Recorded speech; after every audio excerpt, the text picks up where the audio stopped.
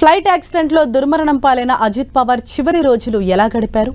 అసలు విమానం పేలిపోవటానికి ముందు ఫ్లైట్లో ఏం జరిగింది? ఇప్పుడు ఇవే అంశాలు చాలా మందిని ఉత్కంఠకి లోను చేస్తున్నాయి. ఫ్లైట్ బ్లాక్ బాక్స్ దొరకటంతో పైలట్ల సంభాషణ తెలిసిపోగా అసలు అజిత్ పవార్కి రాజకీయంగా వారసులు ఎవరనే చర్చ కూడా బయలుదేరింది. ఇంతకీ పైలట్ల చివరి సంభాషణ ఏంటి? Watch the story. Deputy CM Ajit Pawar చివరి మాటలేంటి?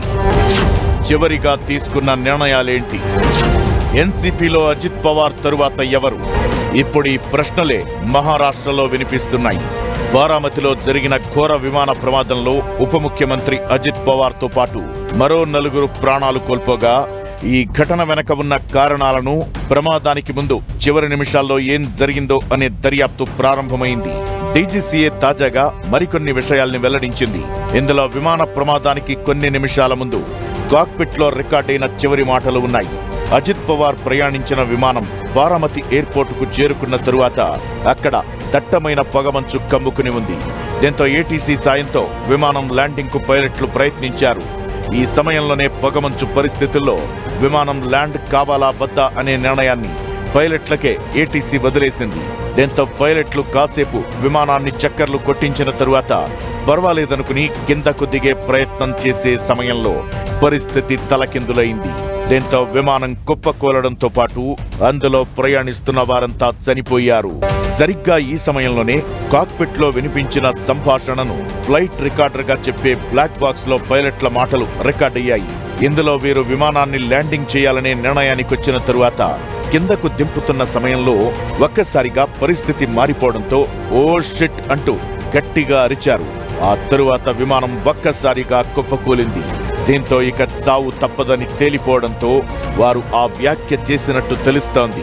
ప్రస్తుతానికి రికార్డులో నమోదైన సంభాషణ ఇది మాత్రమేనని తెలుస్తోంది.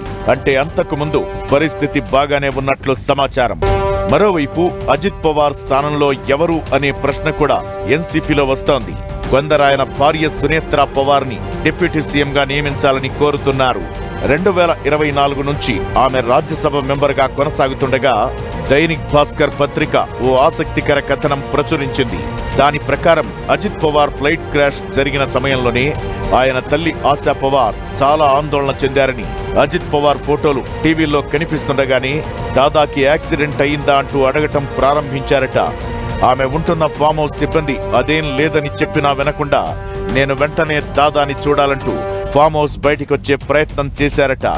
ఎంత చెప్పినా వెనకపోవడంతో బలవంతంగా ఫామ్ హౌస్ లోకి తీసుకొచ్చినట్లు అక్కడ పనిచేసే సంపత్ థాయిగడే చెప్పారంటూ దైనిక్ భాస్కర్ స్టోరీ పబ్లిష్ చేసింది. బారామతిలోని ఈ ఫామ్ హౌస్ కి అజిత్ పవార్ 4 రోజుల క్రితమే వచ్చి వెళ్లారట. రాబోయే జిల్లా పరిషత్ ఎన్నికలకు ప్రచారంలో పాల్గొని తన తల్లిని కలిసి వెళ్లినట్టు తెలుస్తోంది.